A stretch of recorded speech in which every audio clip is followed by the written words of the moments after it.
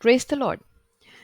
Romans chapter 14 verse 10 में लिखा है कि आप अपने भाई बहनों को एक दूसरे को जज क्यों करते हैं, क्रिटिसाइज क्यों करते हैं, एक दूसरे को कम क्यों समझते हैं। क्या आप नहीं जानते इस बारे में कि एक दिन हम सब, ऑल ऑफ अस, हम परमेश्वर के कटघरे में खड़े होंगे। जजमेंट सीट होगी वहां पर, जिसमें हमारा न्याय होगा हम सबका। क्या आप निराश महसूस कर रहे हैं और जैसे आपको लगातार दिखाया जा रहा हो, कोई आपको समझता ना हो, आपकी कोई इम्पोर्टेंस ना हो, तो निराश मत होइए, क्योंकि ये वीडियो देखने के बाद आपकी सोच, आपकी जिंदगी हमेशा के लिए बदल जाएगी। बाइबल का ये सच जानने के बाद, जो कि बहुत कम लोग जानते हैं, आप समझेंगे कि आगे क्या है और आगे बढ़ने का रास्ता है। भले ही अभी आप कितने ही होपलेस फील क्यों ना कर रहे हो, आराम से बैठें और ये वीडियो थोड़ा सा लंबा जरूर होगा, लेकिन एंड तक जरूर देखें। अभी तक हमने बात की थी पिछले वीडियोस में कि रैप्चर होगा और रैप्चर के बाद आप यहाँ से बदल जाएंगे, और वो बदलाव क्या होंगे हम वो भी देख चुके हैं। और फिर आपको यहाँ से उठा लिया जाएगा और आप हेवन पहुंच जाएंगे, आप स्वर्ग पहुंच जाएंगे। इमीडिएटली हेवन पहुंचने के बाद आपके साथ क्या होगा, तो वो देखेंगे आज हम। और ये हमारी फोर्थ मिस्ट्री ही है जो हम कंटिन्यू कर रहे हैं, और उसका सेकंड पार्ट है। शुरू करते हैं। सेकंड कोरिन्थियंस चैप्टर 5 देखेंगे, वर्स 10 से 11। यहाँ हम देखते हैं कि जब आप ऊपर स्वर्ग पहुंचेंगे, हेवन में पहुंचेंगे, तो सबसे पहले जो होगा वो ये कि आप जजमेंट सीट के सामने खड़े होंगे, यानी आपका न्याय होगा। जीसस क्राइस्ट आपका न्याय करेंगे। आपने जो भी काम किए हैं, अच्छे या बुरे, इस दुनिया में रहते हुए, इस बॉडी में आपने जो भी किया है, उन सब का न्याय होगा। और ये बात बाइबल कहती है कि आपको ये जानने के बाद आप जो भी काम करें, आपको इस चीज़ का ध्यान रखना है कि एक दिन आप परमेश्वर के सामने खड़े होंगे, जीसस क्राइस्ट के सामने खड़े होंगे। इसलिए आप जो भी काम करें, इस चीज़ को ध्यान में रख के करें, क्योंकि एक दिन आपको जवाब देना होगा। पहले एक छोटी सी प्रेयर करते हैं और आगे बढ़ते हैं। Dear Heavenly Father, remove any distractions while we study your word.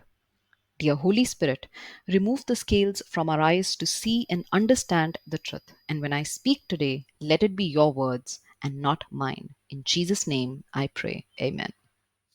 यहाँ पर एक और इम्पॉर्टेंट चीज़ है देखने वाली, कि अब तो आप हेवन पहुंच चुके हैं, तो अब ये जजमेंट किस चीज़ की हो रही है, और इस जजमेंट का आगे क्या कंक्लूजन होगा। क्या आपको हेल में डाल दिया जाएगा अगर आपने कुछ गलत किया होगा? क्या आप जो हेवन पहुंच गए हैं, तो उसके बाद क्या आप उसको खो सकते हैं? तो बाइबल हमें क्लियरली इसके बारे में बताती है। जजमेंट आपकी इस चीज़ पर होगी कि आपने परमेश्वर के लिए, जीसस क्राइस्ट के लिए, किंगडम ऑफ हेवन जो है उसके लिए आपने कितना काम किया है। क्या आपने जो काम किए हैं यहाँ रहते हुए इस शरीर में, क्या वो आपने अपने लिए किए हैं, अपनी बॉडी को सेटिस्फाई करने के लिए, अपने फ्लैश को सेटिस्फाई करने के लिए, अपनी जो फिजिकल डिज़ायर्स हैं उन्हें सेटिस्फाई करने के लिए किए हैं, या फिर आपने परमेश्वर की जो किंगडम है, किंगडम ऑफ हेवन, जिसका हम भी हिस्सा हैं, क्या आपने उसको आगे बढ़ाने के लिए काम किए हैं, क्या आपने उसके लिए काम किए हैं। तो देखते हैं हम फर्स्ट कोरिन्थियंस चैप्टर 3 वर्स 10 टू 15 हम देखेंगे। तो यहाँ पे पॉल बता रहे हैं कि जीसस क्राइस्ट ने एक काम, कहते हैं जैसे कि शुरू किया है, ठीक है, क्योंकि वो एक मास्टर बिल्डर हैं और उन्होंने नींव रख दी है, और उसके ऊपर पॉल ने अपना आगे बिल्ड करना जो है शुरू कर दिया है, उस पे आगे और बनाना शुरू कर दिया। जैसे कि आप कह सकते हैं कि एक बिल्डिंग बन रही है, तो उसकी नींव डल गई है, फाउंडेशन पड़ गई है, अब उसके ऊपर एक फ्लोर, फिर दो फ्लोर, तीन फ्लोर। तो जो पॉल है उन्होंने अपना काम कर दिया है, जितना उनका जीवन था उसमें उन्होंने जितना अपना काम करना था, लेट्स से कि उन्होंने एक फ्लोर बना दिया है। अब इसके ऊपर हर इंसान को अपना कंट्रीब्यूशन देना है, अपनी तरह से आगे उसको, बिल्डिंग को ऊपर बिल्ड करना है। और इस जो बिल्डिंग हम एग्जाम्पल लेके बात कर रहे हैं, इस बिल्डिंग की जो फाउंडेशन है, नींव है, वो किसने रखी है? वो किसी इंसान ने नहीं रखी है, बल्कि वो खुद जीसस क्राइस्ट ने उसकी फाउंडेशन, नींव जो है वो रखी है। और हर इंसान को इसके ऊपर बिल्ड करना है। और अगर आप परमेश्वर के लिए बिल्ड करेंगे, परमेश्वर के लिए काम करेंगे, तो उसके लिए आपको क्या मिलेगा? Gold, silver, precious stones, wood, hay, stubble, यानी आपको उसके लिए प्राइज मिलेगा अगर आप काम करेंगे। तो यहाँ आपको ये समझना है कि आपको जो जज किया जा रहा है, जजमेंट हो रही है, ये आपकी नहीं है, आपके काम की जजमेंट है कि आपने जो काम किए हैं क्या वो अच्छे काम हैं या बुरे काम हैं। यहाँ पे अच्छे बुरे से मतलब ये है कि आपने अच्छे काम यानी आपने किंगडम के लिए आपने काम किया है या नहीं किया है, तो वही जो है वहां पर जज किया जाएगा। और अगर आपने किंगडम के लिए काम किया होगा, कुछ बिल्ड किया होगा, कुछ बनाया होगा परमेश्वर की किंगडम में, तो उसके लिए आपको रिवॉर्ड मिलेगा। तो इसको इस तरह से समझते हैं कि अनदर इम्पॉर्टेंट थिंग इज कि अगर आपने जो काम अपने लिए किए होंगे, जो आपने किंगडम के लिए नहीं किए, जो आपने अपने लिए किए हैं, अपने फ्लैश को सेटिस्फाई करने के लिए किसी भी तरह से, तो वो सारे काम जो हैं वो जल जाएंगे और आपको क्या होगा, लॉस होगा। लेकिन यहाँ पर आप सेव रहेंगे।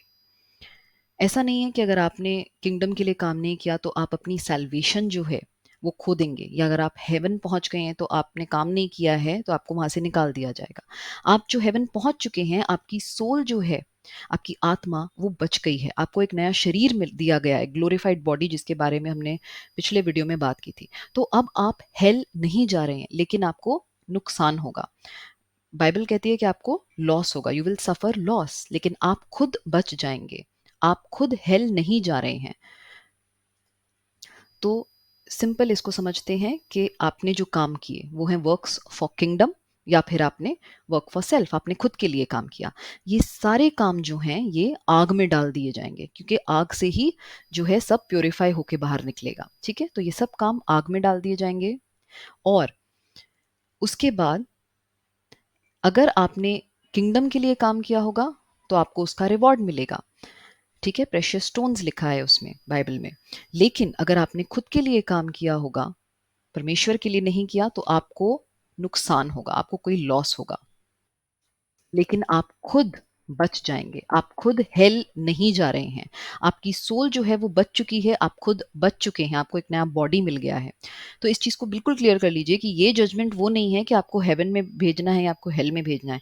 आप ऑलरेडी हेवन पहुंच चुके हैं, आपका रैप्चर हुआ है, आप ऑलरेडी हेवन पहुंच चुके हैं, और यहाँ से अब आप हेल नहीं जाएंगे। इसलिए मैं इसको बार बार रिपीट कर रही हूँ, ताकि यू गेट दिस राइट के अब आप सेव हैं, और आप एक बार सेव हो गए हैं तो आप सेव हैं। लेकिन हाँ, यहाँ पे बाइबल कहती है कि आपको कुछ लॉस होगा, कुछ नुकसान होगा। वो लॉस क्या होगा वो भी हम आगे डिटेल में समझेंगे बाइबल से। अब उसी टाइम आप तो हेवन पहुंच गए, वहां पे आपका हो रहा है जजमेंट सीट के सामने, आपका न्याय हो रहा है, सब कुछ चल रहा है। लेकिन उसी टाइम अर्थ पे क्या चल रहा होगा, ट्रिब्यूलेशन टाइम। बाइबल हमें बताती है कि ये ट्रिबुलेशन टाइम होगा 7 साल का, 7 ईयर्स। और इसमें एंटी क्राइस्ट आएगा, एंड जो परमेश्वर का पूरा गुस्सा है वो आप देख सकेंगे इस ट्रिबुलेशन टाइम पे, कि लोगों को कितना सफ़र करना पड़ेगा। और ये एक बहुत बहुत बहुत स्कैरी और बुरा टाइम होगा। ट्रिबुलेशन टाइम को हम डिटेल में समझेंगे अपने नेक्स्ट वीडियो में। इस वीडियो में हम बात करेंगे जो रैप्चर होके ऊपर गए हैं उनके बारे में, कि हम जब ऊपर पहुंच गए हैं तो हमारा जजमेंट हो रहा है, उसके बाद क्या आगे क्या होगा। और ट्रिबुलेशन, आप उसके लिए नेक्स्ट वीडियो देखना, स्किप मत कीजिएगा।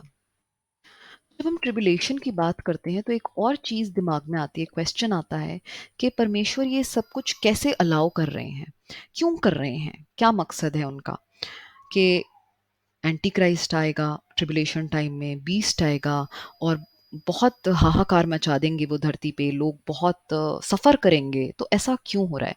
तो इसका जवाब भी हमें बाइबल में ही मिलता है। जेफन्या चैप्टर 3 वर्स 8 में जब हम देखते हैं तो वहाँ हम पढ़ेंगे कि जीसस क्राइस्ट, यहाँ पे परमेश्वर क्या कह रहे हैं कि मैं इन सबको, सब नेशंस को, सब किंगडम्स को, जो अर्थ की हैं, उन सबको एक जगह इकट्ठा करके उनके ऊपर अपना जो एंगर है, जो क्रोध है, वो एक साथ उन पर डाल दूंगा। तो वो उनको एक, ये जो हो रहा है ये क्या हो रहा है, बेसिकली उन्हें एक जगह पे इकट्ठा किया जा रहा है, और फिर एक ही जगह पर उन्हें एक साथ डिस्ट्रॉय कर दिया जाएगा। इसीलिए बाइबल कहती है कि God is letting all this happen, वो इसे, ये सब होने दे रहे हैं। फिर आगे हम देखते हैं प्रकाशित वाक्य यानी रेवलेशन चैप्टर 19 वर्स 11 से 21 देखेंगे। और यहाँ पे जॉन कहते हैं कि मैंने देखा कि स्वर्ग खुला, और वहां से कोई सफेद घोड़े पर, वाइट हॉर्स पर बैठकर आ रहा था, जो कि बहुत फेथफुल था, ट्रू था। यहाँ पे उनके कैरेक्टरिस्टिक्स एक्सप्लेन किए जा रहे हैं। वो किस लिए आ रहा है, वॉर करने, यानी वो युद्ध के लिए आ रहा है। इन्हें एक्सप्लेन किया जा रहा है कि उनकी आंखों में आग है, उनके सर पे बहुत से क्राउन्स हैं और एक नाम लिखा है जो कि कोई नहीं जानता, कोई इंसान नहीं जानता सिवाय उनके खुद के। तो यहाँ पे किसकी बात हो रही है? जीसस क्राइस्ट की। और वो सफ़ेद घोड़े पर, वाइट हॉर्स पर बैठकर आएंगे हेवन से। और वो इस वक्त जब आएंगे तो वो किस लिए आएंगे? वॉर करने के लिए आएंगे, शैतान को हराने के लिए आएंगे वंस एंड फॉर ऑल। और फिर वर्स 13-14 में हम देखते हैं कि उन्हें क्या कहा जाता है? The word of God. और हम सब जानते हैं कि वर्ड ऑफ गॉड कौन है? जीसस क्राइस्ट है। तो जीसस क्राइस्ट हैं जो कि घोड़े पर आ रहे हैं। बट 14 में एक और बड़ी इंटरेस्टिंग चीज़ लिखी है कि उनके साथ वो अकेले नहीं आ रहे हैं घोड़े पे, क्योंकि जब आप युद्ध करने जाते हैं तो आप अकेले नहीं जा रहे होते हैं, आपके साथ क्या होती है? आर्मी होती है। तो यहाँ पर लिखा है कि उनके साथ आर्मीज हैं, प्लूरल, यानी एक से ज़्यादा, यानी बहुत मात्रा में, बहुत ज़्यादा। तो वो युद्ध के लिए पूरी तरह से तैयार हैं। और जो हेवन पे, हेवन में से उनके साथ आ रही हैं सफ़ेद घोड़ों पर, वाइट हॉर्सेस पर बैठ के। लेकिन यहाँ पर आर्मी के बारे में बताया गया है, तो इस आर्मी के बारे में समझते हैं। लिखा है कि closed in fine linen white and clean. तो यहाँ पे आर्मी को एक्सप्लेन किया गया है और ये हमने कहीं और भी पढ़ा है, राइट? अगर आपको याद हो तो हमने पढ़ा है ये रेवलेशन चैप्टर 19 वर्स 7 से 8 में, कि जहाँ पे हमने बात की थी मैरिज ऑफ द लैम्ब। ठीक है, तो शादी की जो हमने बात की थी, तो दुल्हन ने अपने आप को तैयार कर लिया है, ब्राइड ने। और ब्राइड कैसे रेडी हुई है? Fine linen, clean and white, right? Marriage of the lamb is come और ब्राइड इज रेडी। तो ब्राइड क्या है? Bride is the army of God. और ये हम समझ चुके थे पिछले वीडियोस में कि ब्राइड कौन है? चर्च है। Church is the bride. Church यानी all the believers, all saved people, जो सब सेव्ड लोग हैं, गैदरिंग ऑफ पीपल, उनको बोला जाता है चर्च। और church is equal to bride. ये हम पिछले वीडियोस में देख चुके हैं। अगर आप देखना चाहते हैं, अगर आपने नहीं देखे हैं, तो you can go and see the old videos. Link description box में मैं डाल दूंगी। तो ब्राइड। और अब हम यहाँ पे क्या देखते हैं कि ब्राइड कौन है? ब्राइड है आर्मी। तो आप जो रैप्चर होके जा रहे हैं ऊपर, उसके बाद आपका जजमेंट हो रहा है जजमेंट सीट के सामने, कि आपने क्या अच्छा किया है और क्या बुरा किया है। जो आपके बुरे काम हैं वो जल जाएंगे और आपको कुछ नुकसान होगा। वो नुकसान भी हम समझेंगे, लेकिन अगर आपने कुछ अच्छा किया है तो उसके लिए आपको रिवॉर्ड दिया जाएगा। ठीक है, प्रेशियस स्टोन्स दिए जाएंगे और भी रिवॉर्ड मिलेगा।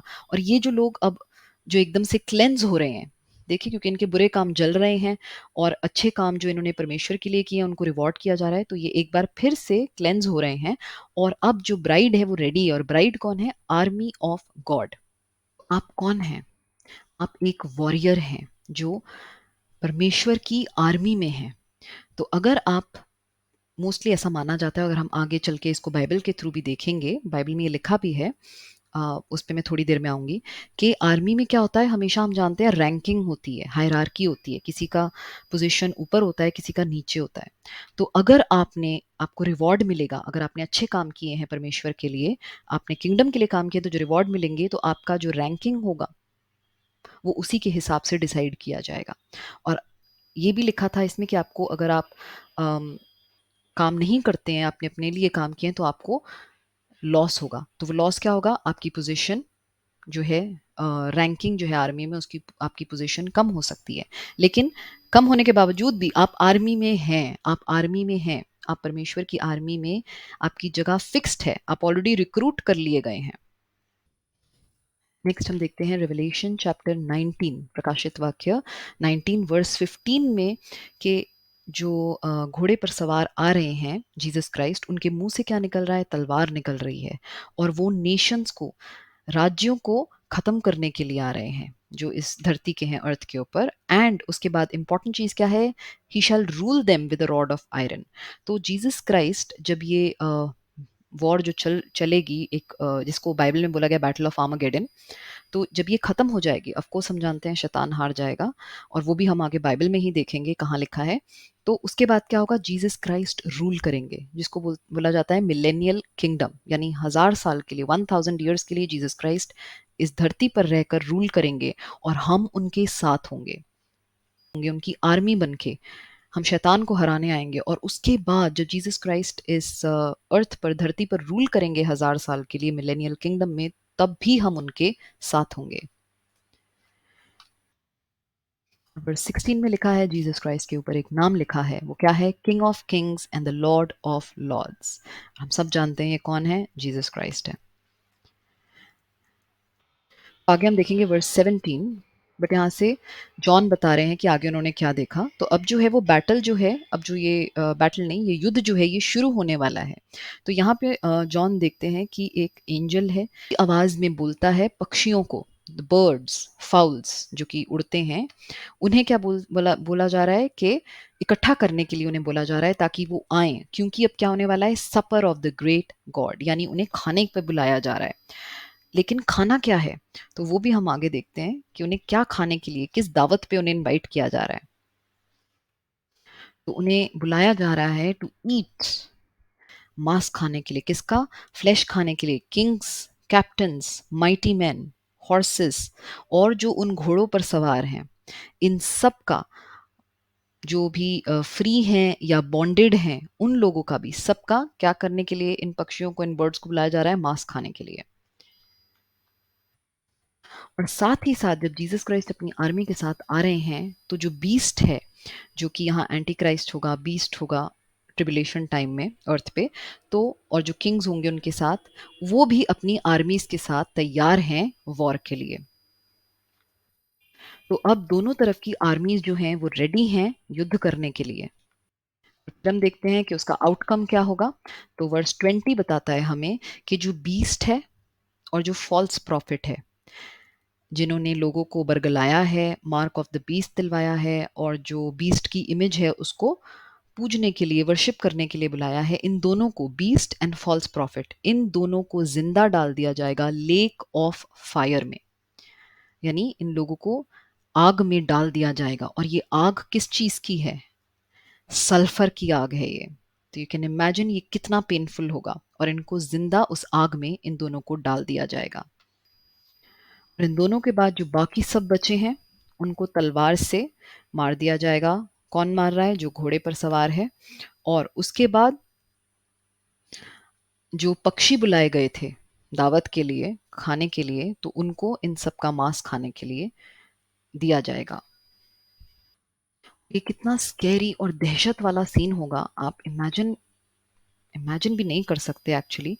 कि लिखा है कि जो ब्लड है, चारों तरफ ब्लड ही ब्लड होगा, पूरी शहर में, पूरी सिटी में ब्लड ही ब्लड भरा होगा, वाइन प्रेस से ब्लड निकल रहा होगा, और हर तरफ ब्लड ही ब्लड होगा।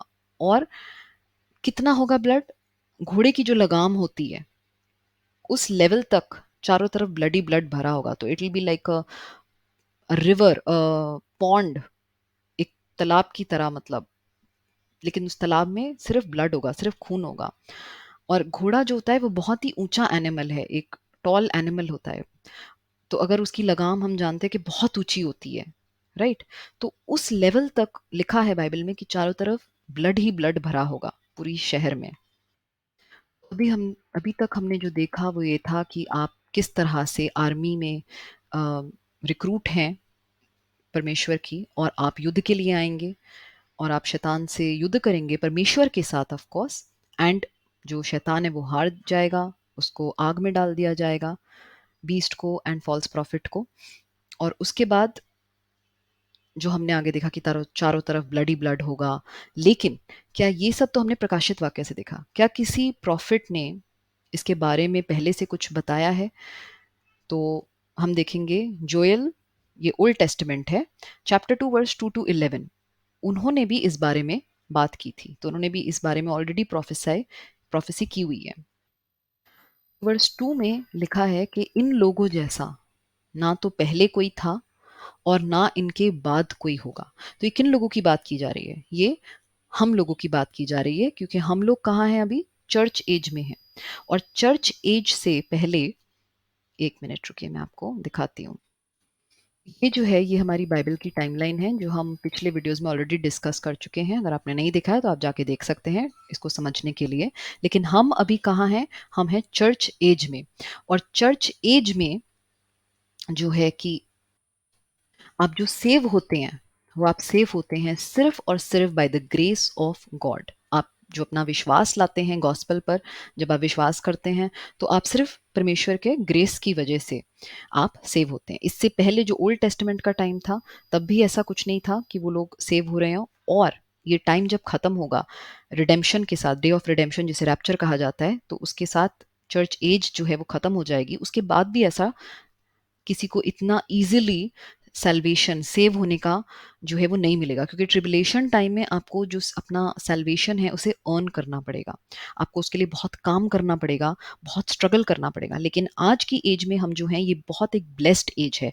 आपको सिर्फ और सिर्फ गॉस्पेल पर विश्वास करना है, अपना फेथ लाना है, and you are saved, that's all. आप अपने फेथ की वजह से, अपने विश्वास की वजह से परमेश्वर आपको सेव कर रहे हैं।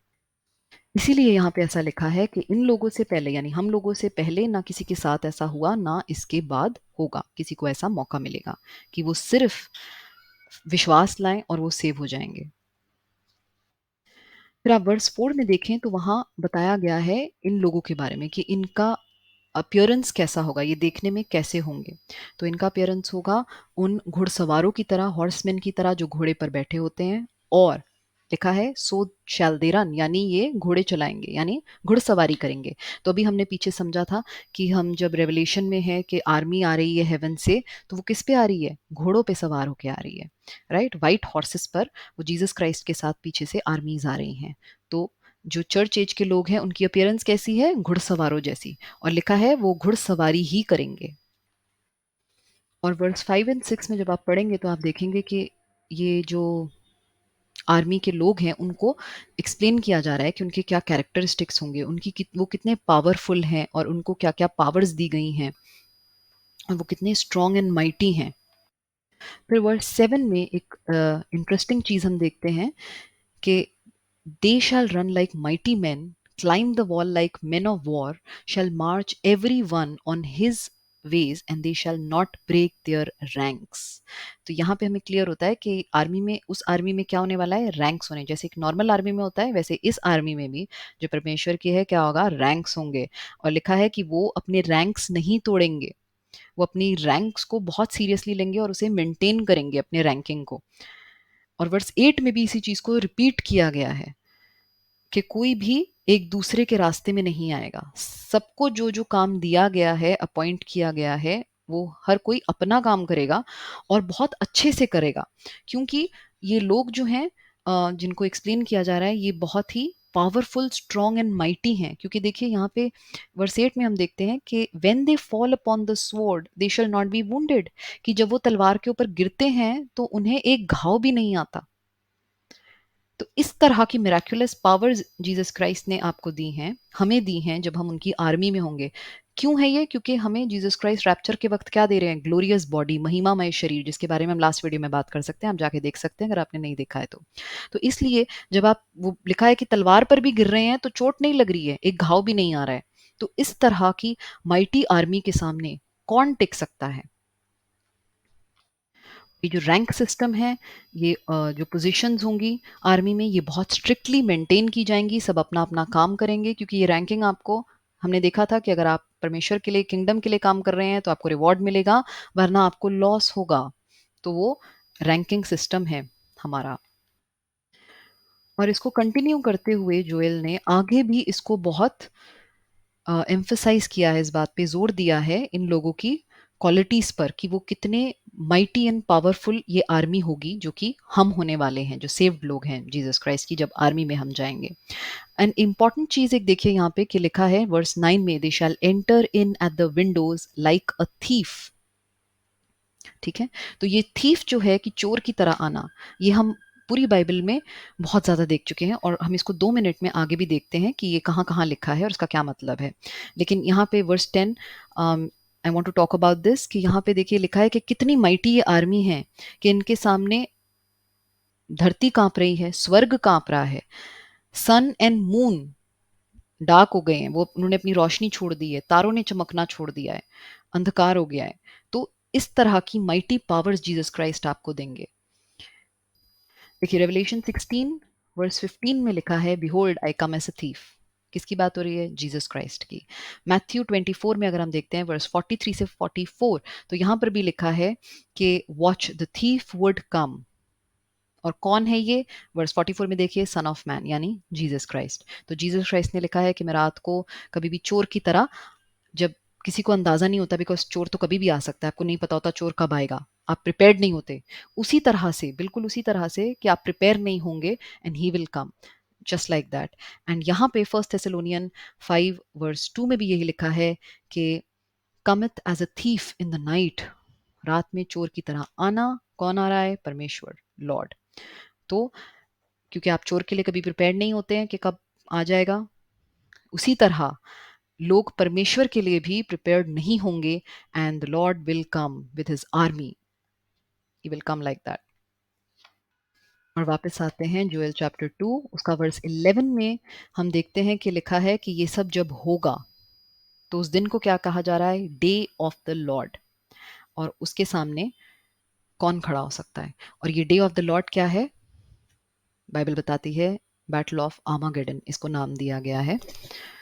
और ये भी एक इवेंट है, जब हम टाइमलाइन समझते हैं तो उसमें हमें ये भी समझ आता है, ये डे ऑफ द लॉर्ड है बैटल ऑफ आर्मागेडन, जिसमें जीसस क्राइस्ट अपनी आर्मी के साथ आएंगे, शैतान अपनी आर्मी के साथ तैयार होगा। लेकिन ऑब्वियसली आपने देख लिया है कि जीसस क्राइस्ट की आर्मी किस तरह की होगी, कितनी माइटी, कितनी पावरफुल, कि उनको एक तलवार के घाव से भी घाव नहीं पड़ रहा है, मतलब तलवार लगने पर भी उन्हें कोई चोट नहीं लग रही है। तो ये सब है, day of the Lord is the battle of Armageddon. और ये हम ओल्ड टेस्टमेंट में भी देखते हैं, मलाकी चैप्टर 3 वर्स 2 में भी लिखा है कि हु में abide the day of his coming, कि जब जीसस क्राइस्ट आएंगे तो कौन उसका सामना कर सकता है उस दिन का, जब वो युद्ध के लिए आएंगे। और एंड में हम देखेंगे टीटस चैप्टर 2 वर्स 12 से 15। यहाँ लिखा है कि जब अब आपको ये सब समझ आ गया है, आप समझते हैं कि आगे क्या होने वाला है, कैसे होगा, बाइबल की ये बातें आपको समझ आती हैं, ये मैसेज समझ आता है, तो इसके बाद आपको बहुत कॉन्शियस माइंड के साथ आगे बढ़ना है कि आप परमेश्वर के लिए काम करें, परमेश्वर की किंगडम के लिए, जो कि हमारी किंगडम है क्योंकि वो हमारे पिता परमेश्वर की है, उसके लिए काम करें।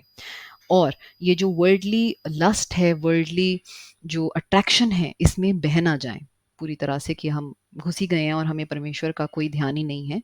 तो उस चीज़ को आपने मतलब कॉन्शियसली अवेयर होके अपने दिमाग में रखना है और उसी तरह से आपको अपना जीवन बिताना है। क्योंकि बाइबल कहती है कि हमारे पास एक होप है, ब्लेस्ड होप, कि जो जीसस क्राइस्ट हैं वो वापस आएंगे हमारे लिए, जो हमारे सेवियर हैं, जो हमें सल्वेशन दिलाने आ रहे हैं, तो वो हमारे लिए वापस आएंगे। और वो ब्लेस्ड होप क्या है? रैप्चर। और किसी धर्म में, किसी और रिलीजन में, किसी के पास ये होप नहीं है कि उनके जो गॉड हैं वो आके उन्हें यहाँ से ले जाएं, मौत से बचा लें। लेकिन हमारे परमेश्वर जो हैं वो हमारे लिए, जीसस क्राइस्ट वापस आएंगे और हमें यहाँ से, इस दुनिया से लेके जाएंगे। और वही हमारी होप है, ब्लेस्ड होप। अगर आपको कोई भी ऐसी कोई बात बताता है जो बाइबल से नहीं है, जो हमने बाइबल में देखा, जो प्रकाशित वाक्य में लिखा है, अगर उसके अगेंस्ट कुछ बताता है तो उसको पूरी तरह से कंप्लीटली रिब्यूक कर दें।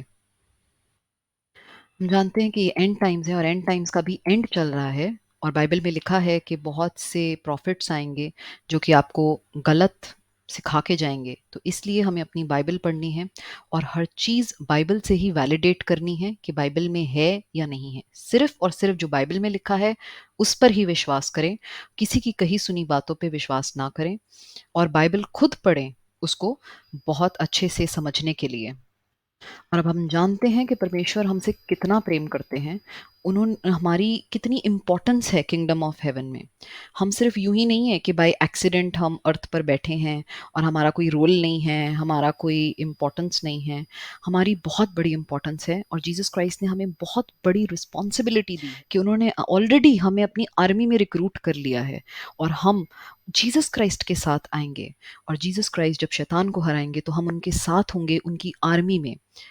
लेकिन बीच में हमारा जो ये ट्रिबुलेशन टाइम रह गया है, जो 7 साल का होगा, बाइबल बताती है, हम इसको भी डिटेल में समझेंगे नेक्स्ट वीडियो में कि इसमें क्या क्या। Thanks for watching. वीडियो पसंद आए तो लाइक, सब्सक्राइब एंड शेयर ज़रूर करें।